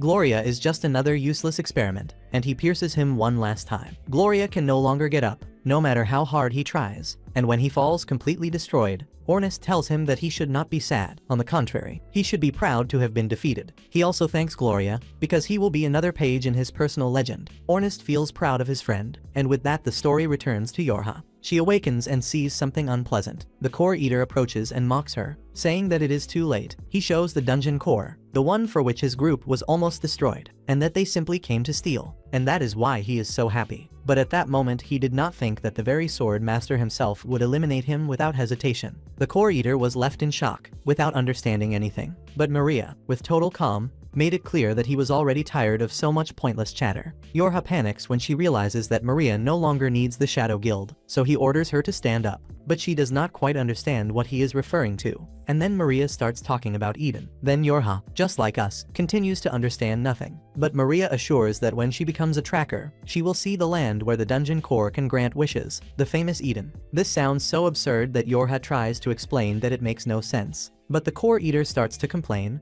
asking what he thinks he is doing, because even being someone strong, he will not come out unscathed for facing the Shadow Guild. But Maria does not care about that at all. That is exactly what he is looking for. He has always desired only one thing, strength, and to obtain it, he needs more combat experience. And because of that, in the end, he eliminates the Core Eater without thinking twice. He wishes to face the Shadow Guild as soon as possible, in order to gain experience. The problem is that finding worthy opponents is not easy at all, especially when they call you the Sword Master, and because of that he decided to create his own enemies. And now at this very moment, Olivia is inside the room. The hatred in the air can be felt, and Maria says that they should have stayed at home sleeping. Then Yorha even tries to intimidate him, recommending that he flee from that place before reinforcements arrive, because when Alec reaches the location, he will finish him off without mercy. But Maria laughs, finding it quite stupid that she thinks he would run away. Besides that, the name she mentioned seems to interest him greatly. He asks if the Alec she is talking about perhaps has the surname Ygritte. Then Yorha is surprised to see that he knows this, and Maria becomes even more excited, because now everything will become even more thrilling, since the son of Arya Ygritte has come to eliminate him. Meanwhile, on the other side, Alec continues with Warnest, who can no longer endure it. He is completely exhausted, and apologizes for not being able to keep fighting. But Alec promises that he will save Yorha, although Warnest and Alest mention something very important. He must be careful with the sword master. They have already seen the corpse of the floor boss, and that is no small thing. A long time ago, Rose had warned him that if he ever crossed paths with the swordmaster, it would be better not to even approach him. Warnest knows that he is not anyone to give lessons, but he does not want his friend to commit any madness. Alec just laughed, but he never says that he will not commit madness, and with that he leaves, while Warnest finally collapses. On the other side, we see Maria meeting Olivia. She runs straight toward him, but he does not show any interest. He says that he does not have much time to play around, and Olivia assures that he will pay with his own life for having eliminated her mother. But then, Olivia goes to Yorha and rescues her, and Krasia, in turn, launches a rain of arrows at him, but Maria blocks everything with ease. Suddenly, Krasia turns it into a 3-against-1,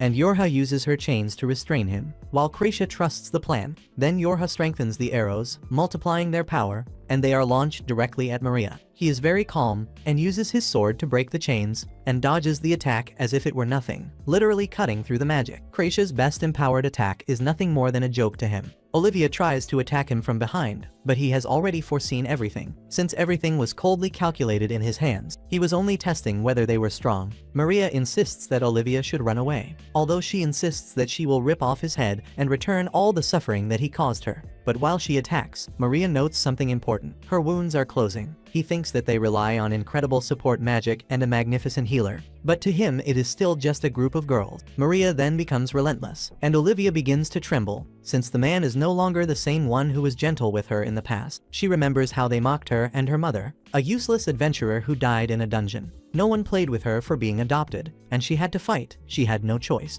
Maria taught her that loneliness makes you stronger, that when you embrace it, you can rise above others, even above him. That thought took root in Olivia, and she wanted strength like her mother, like her master. She trained without rest, but now her intentions have changed. Now, she only seeks strength to eliminate the one who took her mother from her. The man is right in front of her, but he is still far stronger than her, and he wounds her severely. Gracia even tries to help her, but her arrows are nothing to him. Maria repeats that loneliness is strength, and unsheathes his sword to finish the girls. Olivia screams for them to run away. However, the attack comes, and everything would have ended if Olivia had not quickly stood up to intercept the blow. She ends up taking multiple cuts in the process, standing on the brink of death. Gracia tries to calm her down and heals her wounds, but she no longer has any strength left. The last thing she says is that Maria is right. She is weak, but if she returns, stays alone, she will obtain that strength. However, she prefers to continue being weak, and tells the girls that if they stay, they can still win. In the sky, Olivia sees Alec fall, and everything is placed in his hands.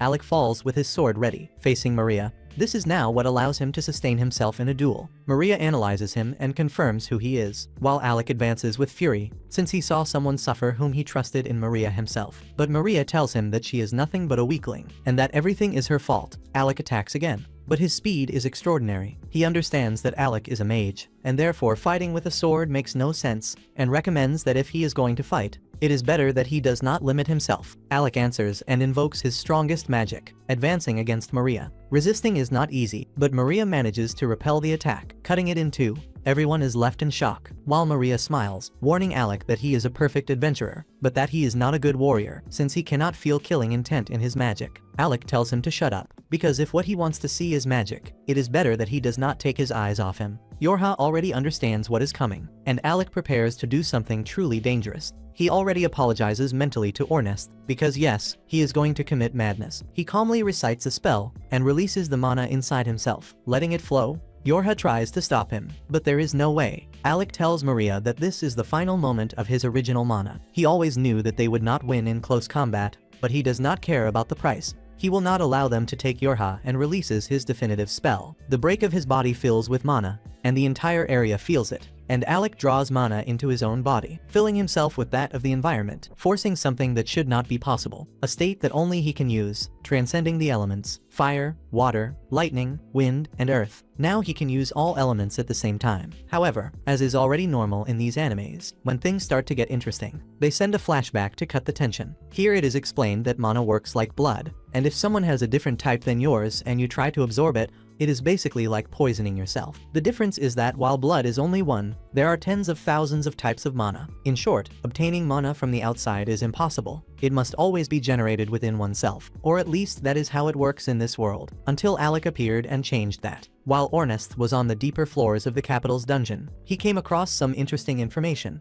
The boss of that place was the Hydra, and it possessed multiple heads with opposing elements, something extremely difficult to face. Yorha knew that Alec could use fire and lightning, and then, among the three, they needed to cover the remaining elements. Kracia decided to use wind, since she has affinity with it, while Yorha stayed with earth and water. However, she is not very good, and is more offensive. And there was also Ornest, but he does not know how to do a damn thing besides fight. He is a man completely useless in magic, who does not even know how to take hits. Quite representative, to be honest. With all this information, Alec began to analyze something very important. Magic was everywhere, in the academy, in the dungeon, and in the environment itself. His body was a container of mana, which normally served only to expel it. But if he could also insert mana into his interior, then he could use the mana around him. Yorha commented the obvious, that would poison him, because mana is internal and would reject the external. However, Alec understood something completely different. It was not poison, it was just his body believing that it was. And while this conversation became absurdly deep, Ornest only grew irritated because he understood nothing. Even so, Kracia and Ornest warned Alec that this was extremely dangerous. But he, as the clear protagonist of the story, decided to completely ignore them and went to practice. But since his friends were already used to his history of madness, they knew that even being a suicidal idea, that guy was crazy enough to do it and would probably succeed. And that is how we return to the present, where Maria watches very closely the monumental stupidity that Alec has just committed. This is his original spell, and only he can use it. He manages to control all elements at the same time, and his attack is a brutal combination of colors launched directly at Maria. The first one he manages to dodge, but with the second he ends up getting injured. Alec is very excited, far too excited to be honest, so he begins to unleash gusts of wind to pressure him. But that only amuses Maria. The man laughs frenetically in the face of danger, and, in a moment like that, even manages to cut through a tornado, because apparently physics has also given up on existing. This also draws Alec's attention, reminding him of his master. Maria warns that he knows Eldas, but advises him to simply forget about him and stop looking for him, since anyone else could look for Eldas, but not him, especially because he never told him how his mother died, because in truth a simple illness could never have ended someone like her.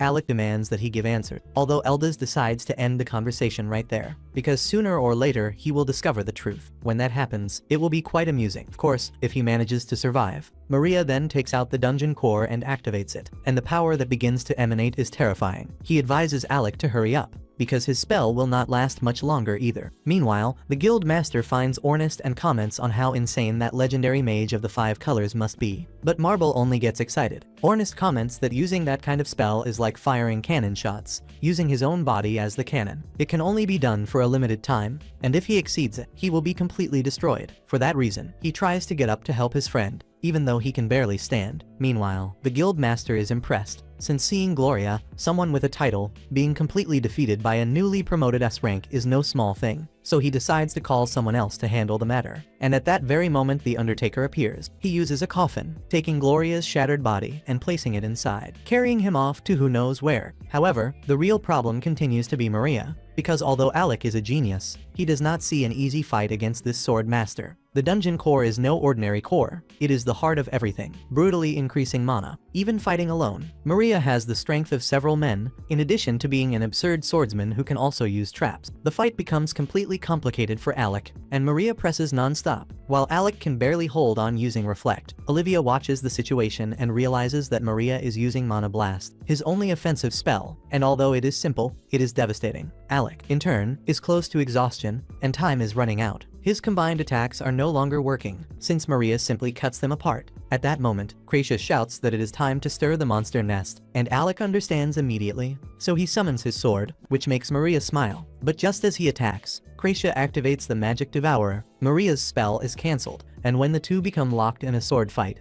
Alec is knocked down with great ease. Maria comments that this is a waste of time, but Alec does not fight alone, and at that moment he takes the potion and gets back up. This time he adapts to the combat, and resists and learns. The problem is that his limit is approaching. Only 5 minutes remain, but he remembers Olivia's words. He must not surpass the enemy. The sword must become part of his body and let it flow. That is how he manages it, even cutting Maria's face, which surprises and greatly amuses him. He acknowledges that Alec is not just a first-rate mage, but also a worthy rival with the sword. Maria quickly charges straight at Alec, but Olivia appears, taking advantage of the perfect opportunity. As she cuts him, she asks why he took her in and then discarded her as if she were nothing. He replies that if she manages to defeat him, he will reveal the whole truth, and Olivia, gravely wounded, continues to advance. Alec supports her again, and they fight together. The detail being that time passes and Alec ends up becoming paralyzed as the spell ends. Now he is about to die. But that was precisely the plan. Kracia deactivates the magic devourer and for a second leaves Maria exposed. Alec quickly begins to conjure his lightning. However, he is left exposed to a direct attack,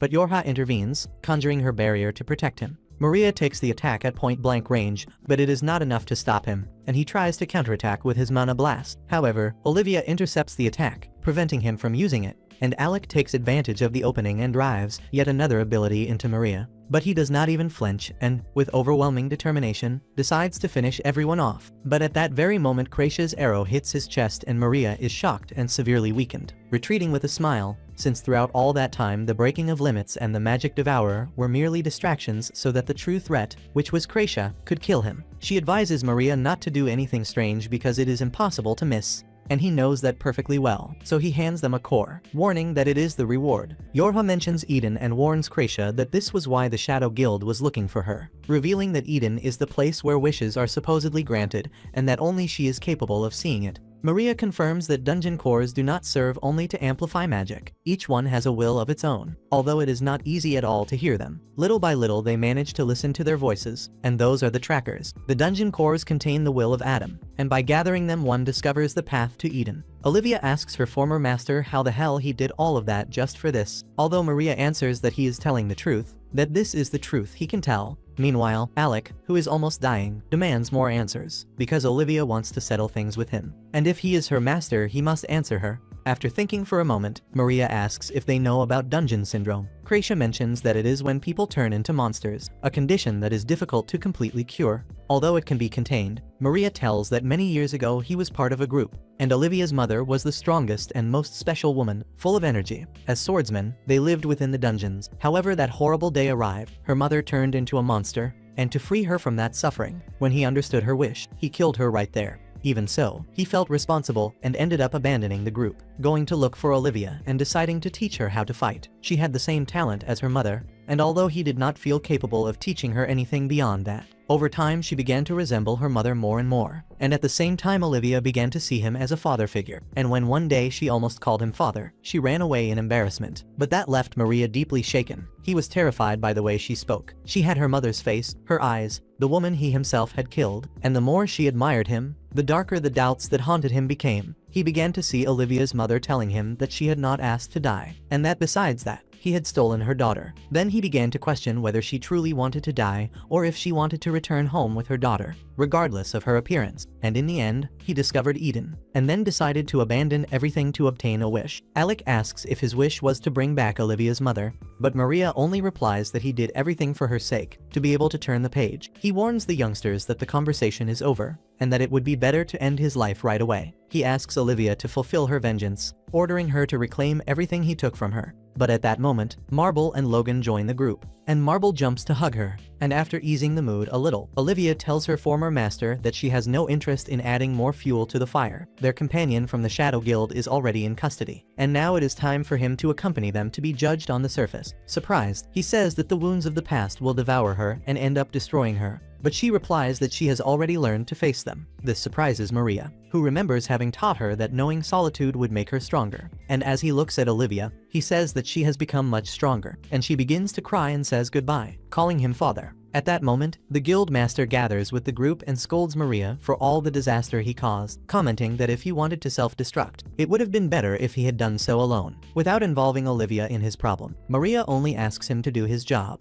and the guild master asks the Undertaker to take care of Maria. He prepares to use his coffin, but before being sucked into it, Maria turns to Alec and asks what he will do when he discovers the truth about his mother's death. Then the Undertaker uses his coffin, and Maria begins to be swallowed by souls. Ornest asks Alec if he knew the Swordmaster, but Alec replies that he did not, though it seemed that he knew his mother. the guild master says goodbye to them, telling Olivia that he hopes her hand will cramp from apologizing so much when they get married. Marble gives him a slap on the back, or rather, almost kills him with a slap, while Kracia heals her once again, for the millionth time. Olivia comments that she feels a bit of resentment in the healing, and Kracia replies that it is great that she noticed it. But Olivia blames herself, because from the way Alec fights, you can feel that even if he does something crazy and ends up completely shattered, she will be there to heal him. He fights without holding back, because he knows that Kracia will help him, and that sense of warmth makes her feel safe, and Kracia blushes deeply, and Kracia starts to choke her and puts the blame on her. Luff, seeing this, gets excited, but Olivia asks if he is not angry with her, since because of her she put his entire group in danger. But he replies that he is not angry at all, because he was the one who formed that group, and he did it for people like her, who do not share the same goal, motivations, or anything like that. However, when he saw her lying on the ground covered in blood, he became extremely furious for the first time in a very long while. And it could have been him who would have fallen before the guildmaster, so she should be very grateful to Alec for having intervened. They shake hands, and at that exact moment Marble takes advantage of the opportunity and leans in toward them. But Yorha is not willing to accept having her darling taken away from her, so Kracia asks them what they will do with the dungeon core. Warnest mentions that they should keep it, however Yorha comments that they should hand it over to the nameless group, since they spent years trying to overcome that labyrinth. Moreover, the boss of floor 72 was killed by the sword master, so that makes a lot of sense. Kulu agrees with this, although when he takes the core, he mentions that it was they who defeated the sword master,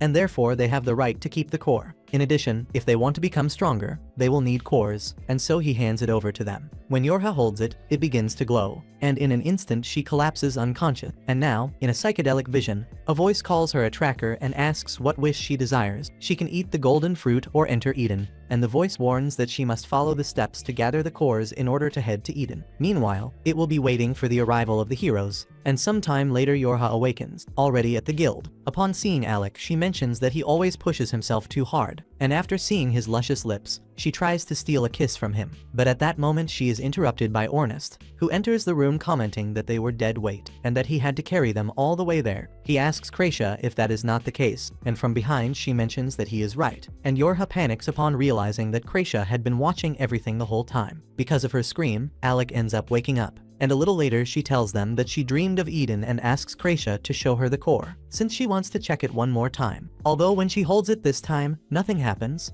and Alec comments that according to Maria, the Shadow Guild was looking for the tracker, and that is why they must protect her. Although Yorha lets him know that she wants to gather the dungeon cores to reach Eden, the Shadow Guild knows something that she does not. Lately many things have been happening to her that she cannot understand, and because of that she cannot simply ignore them. Ornest gets excited, saying that this is how one should speak. After all, she is their leader, and therefore they will take it upon themselves to face the Shadow Guild and find the remaining cores. Everyone gets very excited, although Alec regrets spoiling the mood, since he has more news for them. Now in another scene, we see Olivia discovering that Alec cannot use magic, this being the rebound effect of the limit breaker. It will probably be something temporary, and because of that he now hopes that she can help him train. Olivia replies that it is no problem, she will help. Although she asks why he does not train with Ornest, he reveals that he wants to fight with more different people, since he lacks experience. Olivia asks if he does this to face the Shadow Guild, and he lets her know that they want to take the cores in Yorha, and because of that they could be attacked at any moment inside the dungeon, but outside it as well. Olivia asks Yorha if she has any brother or sister. However, Yorha does not know, because her family situation is a bit complicated. Olivia reveals that when she was searching for her master, she discovered more about the Shadow Guild. At that time, she heard the name Guram Eason, which is the same surname as hers, and certainly he must have something to do with her kidnapping. Therefore, if she knows anything about him, she should follow that trail, and Yorha thanks her. While Alec mentions that he still lacks more experience to fight against people. The Shadow Guild has already made this very clear to him, and because of that he needs to become stronger to protect her. Yorha blushes, and we end up rooting for them to end up together. But this here will still drag on for another 30,000 chapters. Sometime later, at the Adventurers Guild, the receptionist informs them that if they want to face more people, there is a special event. Olivia recommends that Alec take full advantage of it, and sometime later, the youngsters take the carriage to Red Road. This is the place where every 3 years the Festival of the Night of Flames is celebrated, a national martial arts tournament. According to a very reliable source, the prize that year is a dungeon core, and so time passes, and finally the girls arrive at Red Road. Alec wonders what that place will have in store for them, and remembers all the adventures since the moment the group was formed. When Alec and Kracia made it clear that the leader would be Yorha, although Ornest was put in charge of giving the group its name, and everyone is delighted with it. And now once again in the present, the boys carry out their usual ritual, preparing themselves for a new adventure. And this is how our anime comes to an end. This anime here is quite bad, but I hope the summary turned out well for you. I tried to give my best here. That is it. Do not forget to comment down below. Would you rather be a swordsman or a mage? Or both? Comment there so I can know. If I were to choose, I would probably be a swordsman like Guts with a huge sword. Anyway, I will be going now. Stay with God. Thank you. Take care and see you in the next video.